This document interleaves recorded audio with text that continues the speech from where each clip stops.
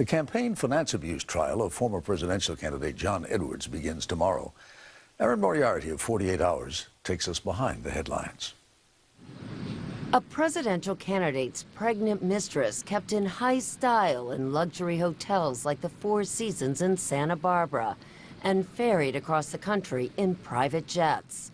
Hundreds of thousands of dollars stashed in a secret bank account. The details read like a racy Hollywood script, but they are, in fact, part of a federal criminal indictment. The defendant, Johnny Reed Edwards, better known as John Edwards. I will regret for the rest of my life the pain and the harm that I've caused to others. But I did not break the law, and I never, ever thought I was breaking the law. But tomorrow, the former Democratic U.S. Senator is set to go on trial in North Carolina.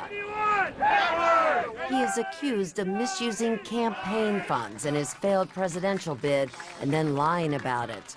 I don't respond to these lies. A stunning fall from grace. Edwards was arguably the best-known, most successful trial lawyer in modern North Carolina history.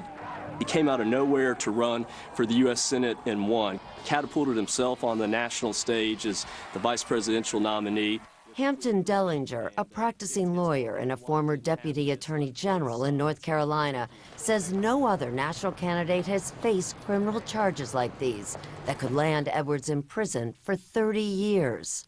When I teach campaign and election law, I talk about the typical political corruption cases where essentially an office holder or candidate is selling something, an earmark, an ambassadorship, in the case of Governor Blagojevich, a U.S. Senate seat, in exchange for campaign or personal support. None of that is what has happened here. The prosecution's star witness is Andrew Young, Edwards' former aide. He's likely to say at trial what he wrote in his 2010 book. The two wealthy people, the late trial attorney Fred Barron and Virginia philanthropist Rachel Bunny Mellon, paid nearly $1 million to hide Raelle Hunter, John Edwards' pregnant girlfriend, from both the press and from his wife Elizabeth, who was dying of cancer. Young says Mellon even hid the money in boxes of chocolate. But the key question is, was that money campaign funds? It wasn't directed to his campaign. 2 races down. They didn't pay for ads, they didn't pay for polls, but they did keep his campaign viable. The defense claims that the money instead went to Andrew Young, and Young has credibility problems. He originally claimed he was the father of Hunter's baby, and the government gave him full immunity to testify. But he's not the only one caught in a lie.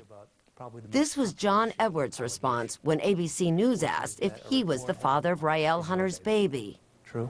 Not true. Not true. There's no defending John Edwards' conduct. It was deplorable, loathsome, pick any adjective.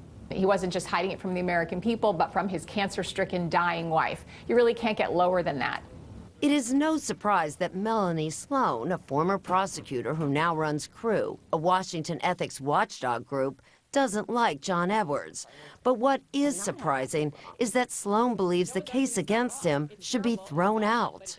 If the Justice Department believes that the money that Fred Barron and Bunny Mellon spent constitute campaign contributions, then they need to change the law to make it clearer. But it doesn't mean you get to prosecute somebody who had no notice that this was against the law and then try and create a crime that way. Federal prosecutors declined to be interviewed, but according to court documents, the Justice Department has spent vast federal resources to pursue this case. At least 56 FBI and IRS agents were employed in the nearly 4-year-long investigation. After all these years, I finally get my day in court, and people get to hear my side of this. The trial was delayed for several months in part because Edwards' lawyers had asked it to be postponed while he was treated with medication for atrial fibrillation, an irregular heartbeat. And there's this. John Edwards was reportedly offered a plea deal. It would have involved a few months in federal prison, but Edwards would have been allowed to keep his law license. He turned it down.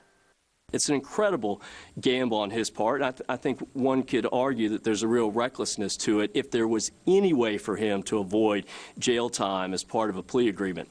Same for the government. It's left both sides taking a very big risk.